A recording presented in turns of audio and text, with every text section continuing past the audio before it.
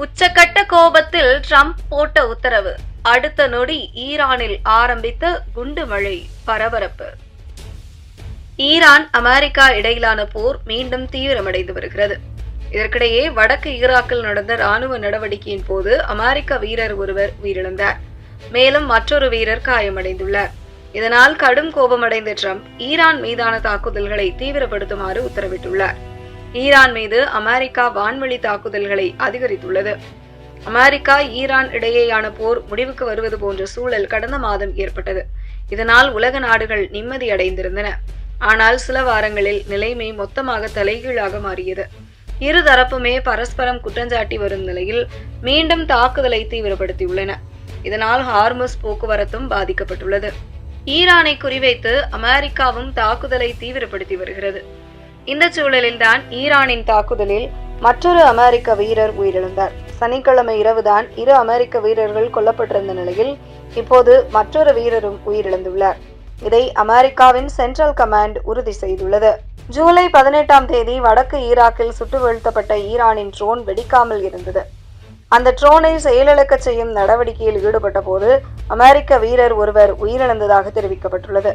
மேலும் மற்றொரு வீரர் லேசான காயமடைந்து சிகிச்சை பெற்று வருகிறார். அதே நேரம் உயிரிழந்த மற்றும் காயமடைந்த வீரர்களின் பெயர்கள் வெளியிடப்படவில்லை. இதன் மூலம் கடந்த 5 மாதங்களாக நடைபெற்று வரும் இந்த மோதலில் உயிரிழந்த அமெரிக்க ராணுவ வீரர்களின் எண்ணிக்கை 17ஆக உயர்ந்துள்ளது. இந்த சம்பவத்தை தொடர்ந்து கடும் கோபமடைந்துள்ள ட்ரம்ப் ஈரான் மீதான தாக்குதல்களை தீவிரப்படுத்த உத்தரவிட்டுள்ளார்.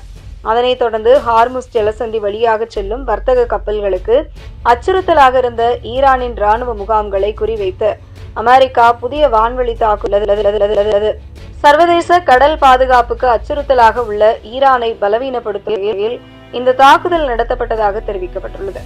இதற்கிடையே ஈரானின் பல பகுதிகளில் சக்தி வாய்ந்த வெடிச்சத்தங்கள் கேட்கப்பட்டதாக தகவல்கள் வெளியாகியுள்ளன. தென்கிழக்கு துறைமுக நகரமான சாபஹார் பகுதியில் பல வெடிப்புகள் ஏற்பட்டதாக ஈரான் செய்தி நிறுவனம் தெரிவித்துள்ளது. அருகிலுள்ள கோனார்க் நகரில் வான் பாதுகாப்பு அமைப்புகள் செயல்படுத்தப்பட்டதாகவும் கூறப்பட்டுள்ளது. மேலும் வடமேற்கு ஈரானில் உள்ள தப்ரிஸ் நகரையும் அமெரிக்கா தாக்கியதாக தகவல் வெளியாகியுள்ளது. அதே நேரம் இதை அமெரிக்கா உறுதி செய்யவில்லை. மேலும் உயிரிழப்பு அல்லது சேதம் குறித்த தகவல்களையும் ஈரான் வெளியிடவில்லை. போர் பதற்றம் அதிகரித்துள்ள நிலையில் பஹ்ரைனில் உள்ள அமெரிக்க தூதரகம் முக்கியமான பாதுகாப்பு எச்சரிக்கையை விடுத்துள்ளது. மத்திய பஹ்ரைன் பகுதியில் உள்ள சில இடங்களை ஈரான் குறிவைக்கக்கூடும் என்ற தகவல் கிடைத்துள்ளதாக கூறியுள்ள அமெரிக்க தூதரகம் அங்குள்ள அமெரிக்க குடிமக்கள் மிகுந்த எச்சரிக்கையுடன் இருக்கவும் உள்ளூர் நிர்வாகத்தின் அறிவுறுத்தல்களை பின்பற்றவும் கேட்டுக்கொண்டுள்ளது. வளைகுடாவில் நிலைமை இப்படி மோசமாகி வருவதால் கச்சா எண்ணெய் விலை உயர ஆரம்பித்துவிட்டது. இப்போது கச்சா எண்ணெய் விலை பேரலுக்கு $85 வர்த்தகமாகி வருகிறது. போர் தீவிரமடைய இது மேலும் அதிகரிக்கும் என்றே அஞ்சப்படுகிறது.